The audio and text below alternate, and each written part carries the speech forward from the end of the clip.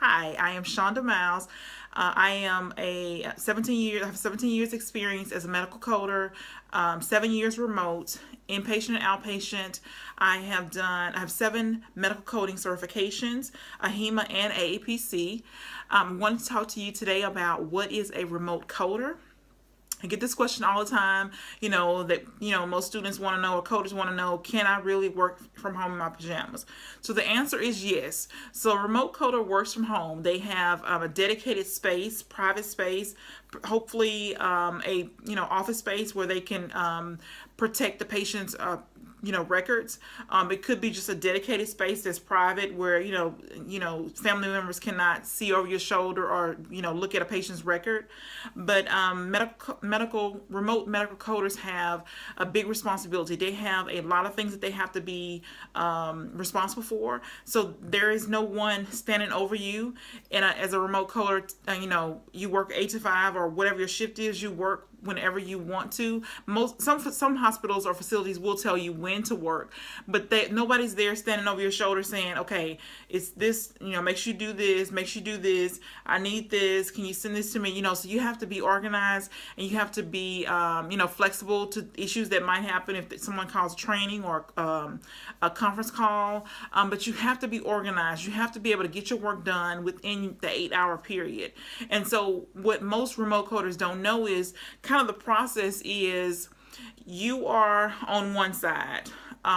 You have a recruiter or recruitment firm in the middle. They hire you based on the hospital's needs. So the hospital's on the opposite side. So the recruiter is working for the hospital, and then you are responsible, if you will, for your own needs. So you have to be able to negotiate and all that, and I'll talk about that in another video. But just so we kind of recap, the hospital's on one side, the recruiting firm is in the middle. They work for the hospital. The hospital sends them a list or kind of an order or contract and says, okay, we need 25 coders or 100 coders by tomorrow or in 2 weeks. And then the recruitment firm, they go out and they search for remote coders. So hospital has their own criteria. Of course, they might have a test for you to take. The recruitment firm might have a test for you to take as well. The hospital looks for several things. They look for, experience. They want to know, do you have experience as a coder? Do you have inpatient, outpatient? Are you certified? They want to know what specialties you've worked. They want to know what software you've worked with.